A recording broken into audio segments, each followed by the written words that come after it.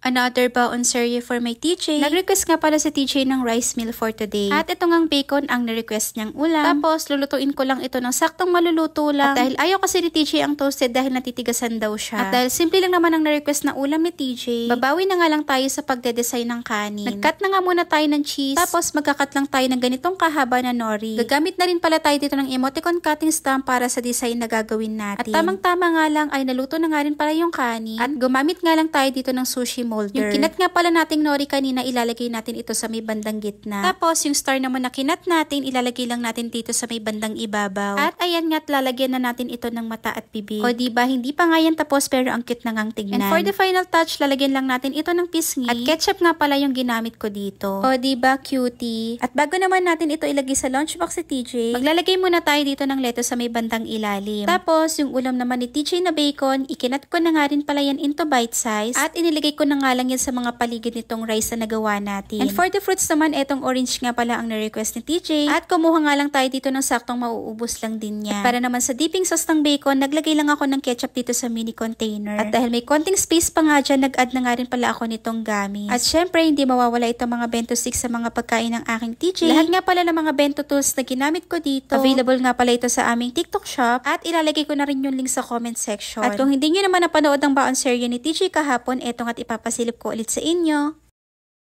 Another baon serye for my TJ. Nag-request nga pala si TJ ng ham and egg sandwich for today. At na-request nga pala ni TJ itong sunny side up. Tapos ang gusto niyang luto dito ay yung malasado. At after ko nga magprito ng itlog, sinunod ko na nga rin pala itong ham. Tapos hindi ko nga rin pala yan tinoasted dahil ayaw kasi ni TJ dahil matigas kapag tostado daw. At syempre, mas masarap nga yan kapag merong lettuce na kasama. At fresh na fresh pa nga yan mula sa aming mini farm. Kung nasusubaybayan nyo nga ang aming mga videos, for sure nga ay alam nyo yan na meron kaming taniman ng lettuce. And for the bread naman, tatanggalin ko lang yung mga gilid nitong mga tinapay. Basta ayaw talaga ni TJ yon. At ayun na nga, i-assemble na nga natin itong sandwich. Naglagay nga lang pala ako ng tomato ketchup sa ibabaw ng ham. At next naman yung itlog at lettuce. O diba ang sarap namang tignan itong sandwich ni TJ. Natakam talaga ako dito kaya gumawa pa nga ako ng isa at pinaangko sa aking trabaho. For dessert naman, itong jelly is nga pala ang baon niya. Bali, ipinatong ko na nga muna yan sa tissue para hindi naman basa kapag ilalagay na sa kanyang lunchbox. Tapos, niready ko na nga rin pala itong kiat-cat at binalatan ko na nga rin. At ayun na nga, ilalagay na nga natin yan sa